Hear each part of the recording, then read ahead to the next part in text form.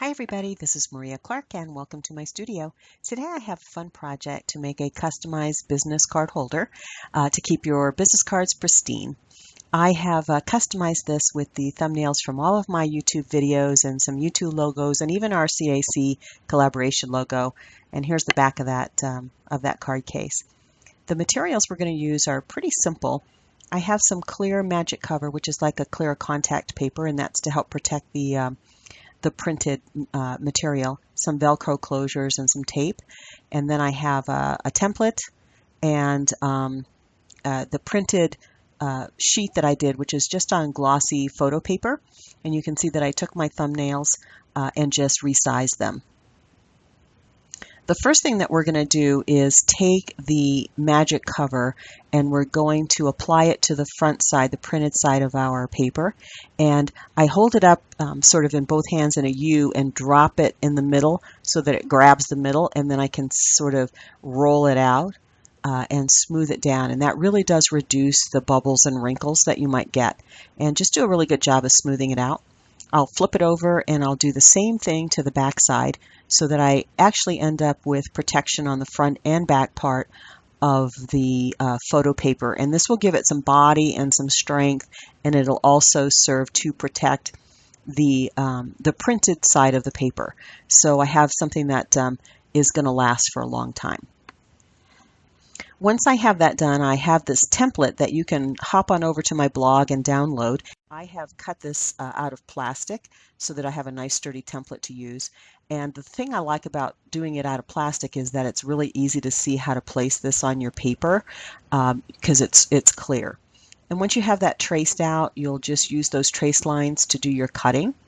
Pretty straightforward cuts, and finish the cutting up, and then you have the final piece here, which we will then score, and that'll help us actually do the folds.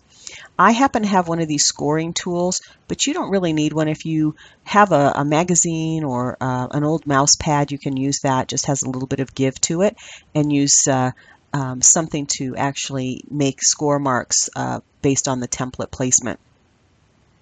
Once I have that scored, I will press this into place and use my bone folder to make a good crease. Once I have all of those score marks creased, it's really a matter of folding this up for the final construction.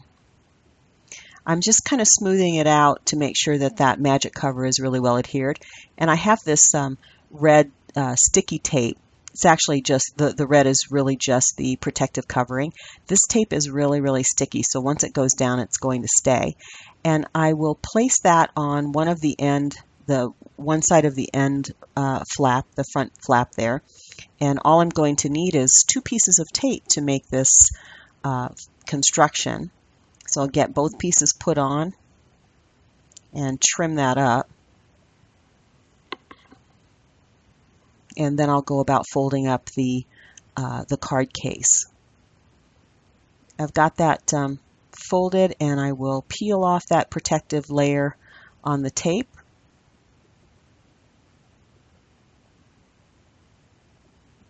And then I'll just go ahead and line this up, line the edges up so that they're nice and neat, and press that tape down. And that's going to hold this really, really well. I'll do the same for the other side.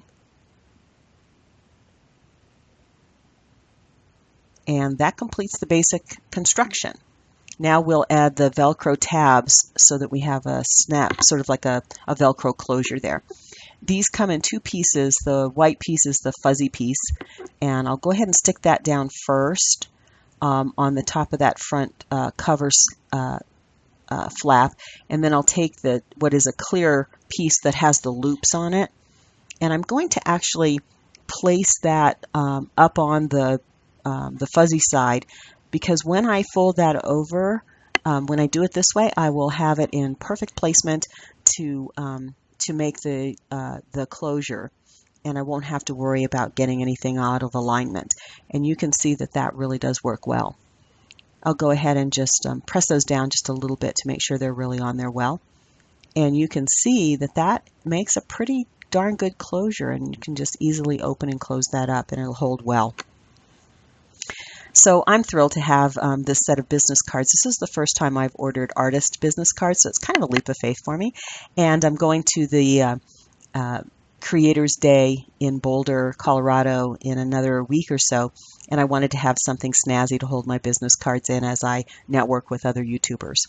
So this turned out really great. Here is the downloadable template. Just hop on over to my blog and download that, and as I say, cut it out in plastic and you'll have a really sturdy template. These are really fun business card cases to make. There's lots of options. I'm just using here some scrapbook paper and some embellishments. And you can see that on this one, instead of a Velcro closure, I used a little elastic and an eyelet to make that closure, and it worked really nicely. You can see that there are lots of options for how you make your customized business case. I really liked having the customized one with all of my YouTube thumbnails on it. I thought that was really a fun accessory, and I'll enjoy carrying that when I go to the YouTube Creator Day in Boulder, Colorado in another week or so. Here's a close-up of the front of the card case, and then here's a close-up of the back. I want to thank you for joining me in my studio, and I hope you enjoyed this project as much as I did. It's really fun to have something custom.